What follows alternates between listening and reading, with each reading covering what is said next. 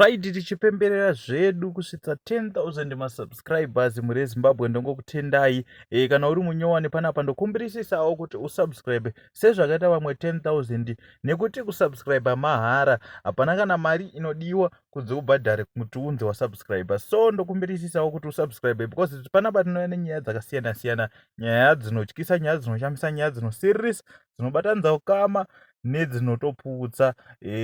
Nyaya ndaya nayo inyaya inosirisa, saka unongotaipa mucomment section kuti rest in peace.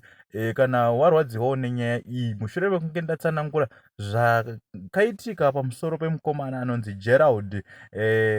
Mukomana aidzidza pachinhoi university, aigara kuNotorn. Pane nyaya yakaitika, ndoda kuti ndiexplain zvaizvezvi. So nyaya iyi yakamira yakadai. So nyaya yakamira yakati Gerald uyu ane 20 years aidzidza pachinhoi akadanana nemukadzi wemunhu. Adanana nemukadzi wemunhu zvekutoziva. So unoziva kuti kana mafezi akadaro abuda echihure, murume wemunhu paanokonfranta anotokonfranta zvine fiye mukati, kana kuda kugadzira, kana kuti ada kunyudza chichichi.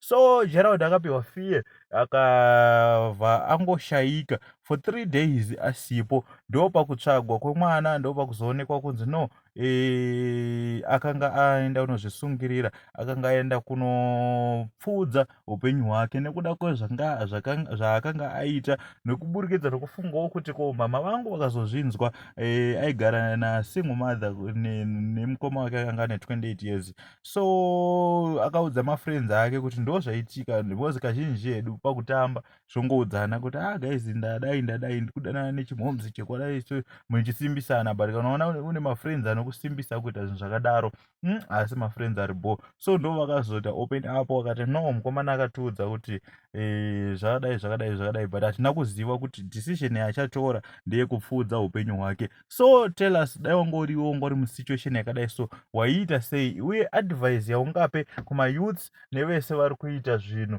zvegumbomba panze. What advice can you give them? Tell us what do you think in the comment section. Thank you. Let's discuss, guys. It's a happy family. Thank you.